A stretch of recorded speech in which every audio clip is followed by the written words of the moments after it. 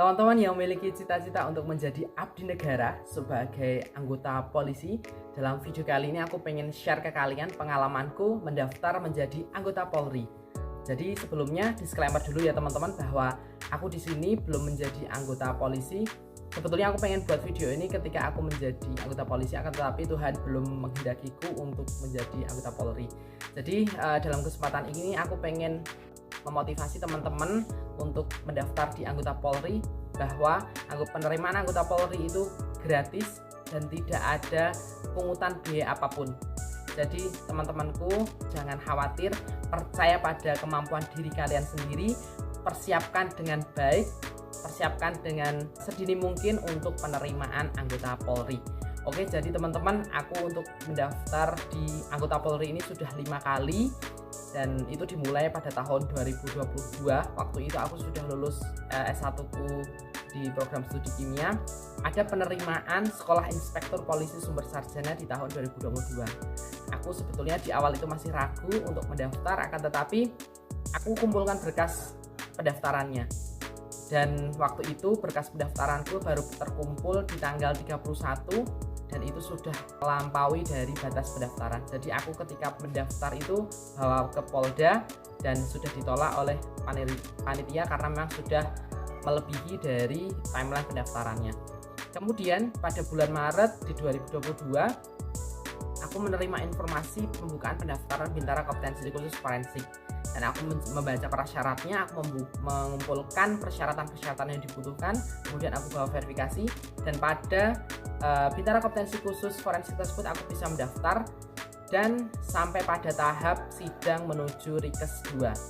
Jadi waktu itu untuk sidang menuju pemeriksaan kesehatan tahap 2 atau Rikes 2 itu kuota untuk Rikes 2 hanya 24 dan aku menduduki peringkat 25. Jadi aku harus gagal di Bakomsus Forensik tahun 2022. Semua kegagalanku di 2022 itu aku jadikan sebagai pembelajaran, dan di tahun 2023 di awal tahun ada penerimaan Sekolah Inspektur Polisi Sumber Sarjana tahun 2023. Aku kembali mendaftar karena aku pengalaman di 2022 itu timeline yang sangat cepat, jadi aku segera mengumpulkan persyaratannya dan aku verifikasi. Dan waktu itu bisa mendaftar dan sampai pada tahap sidang menuju Rikes 2. Kembali di sidang menuju Rikes 2, dan pada waktu itu kuota untuk Rikes 2 SIPSS 2023 khusus di program studiku hanya 13, dan aku peringkatku sudah di atas 13. Jadi aku tidak bisa lanjut di tahap seleksi berikutnya. Kemudian seperti di 2022 timelinenya di bulan Maret April itu ada pendaftaran penerimaan Bintara Polri 2023. Waktu itu aku mendaftar di Bintara Polisi Tugasmu atau PTU. Dan pada waktu itu di sidang menuju Rikes 2 aku menduduki peringkat 1 dan lolos ke tahap pemeriksaan kesehatan tahap 2. Kemudian lolos lagi kesemaptaan jasmani dan antropometri juga lolos. Kemudian lanjut ke pemeriksaan mental ideologi dan tes psikologi tahap 2. Disitulah aku gagal, yaitu di tes psikologi tahap 2, dan waktu itu harus gagal, dan panitia itu memberikan klarifikasi untuk kenapa kok kita itu dinyatakan gagal. Jadi waktu itu mannya adalah di hari Jumat, dan di hari Seninnya aku diberikan klarifikasi. Akan tetapi waktu itu aku tidak hadir karena memang ada pekerjaan yang harus aku selesaikan, jadi aku tidak bisa hadir dalam klarifikasi kenapa kok aku dinyatakan tidak memenuhi syarat pada psikologi tahap 2 pada seleksi Bintara PTU 2023. Kemudian kembali di 2023 itu semua kegagalanku juga aku gunakan sebagai evaluasi. Dan di tahun 2024 ini yang kelima kali aku mendaftar sebagai anggota Polri melalui jalur Sekolah Inspektur Polisi Sumber Sarjana, dan aku sampai pada tahapan tes jasmani dan antropometri. Ketika tes jasmani aku sudah mengumpulkan nilai dan lolos ke tes antropometri, akan tetapi ada masalah kesehatan, jadi akhirnya aku tidak bisa lanjut ke tes antropometri. Aku tidak ada di tes antropometri dan aku dinyatakan tidak memenuhi syarat. Dan itulah 5 kali aku mendaftar di seleksi penerimaan anggota Polri.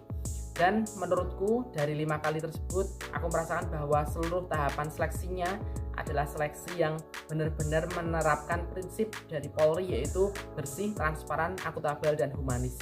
Jadi menurutku panitia itu sudah bekerja semaksimal mungkin dengan menerapkan prinsip-prinsip dari yang sudah ditentukan. Jadi dari kesemua seleksi tersebut aku merasakan bahwa tidak ada permainan sama sekali di penerimaan anggota Polri. Kalau kalian mendengar hoax yang berkembang di masyarakat bahwa harus menyiapkan sekian ratus juta untuk menjadi anggota Polri, itu sangat-sangatlah hoax. Jadi percaya pada kemampuan diri kalian, percayalah pada apapun yang sudah kalian usahakan. Apabila gagal, mungkin itu adalah rencana Tuhan yang terbaik untuk kalian. Jadi aku pengen bersama ini untuk motivasi teman-temanku yang masih duduk di SMA ataupun yang sudah pernah mendaftar menjadi anggota Polri. Tetaplah percaya pada kemampuan diri kalian dan persiapkan dengan sebaik-baiknya. Apabila memang Polri adalah kehendak yang terbaik dari Tuhan, maka akan menjadi takdir kalian. Oleh karena itu, yang tahu potensi diri adalah kalian sendiri, jadi persiapkan dengan baik. Mungkin itu pengalamanku mendaftar di anggota Polri. Mungkin teman-teman yang memiliki saran, masukan terkait dengan konten ini dapat dituliskan di kolom komentar, ataupun yang bertanya terkait dengan tahapan seleksinya nanti akan aku jawab di video-videoku selanjutnya. Terima kasih telah menonton video ini dan salam sukses. Semoga kalian bisa menjadi anggota Polri. Terima kasih.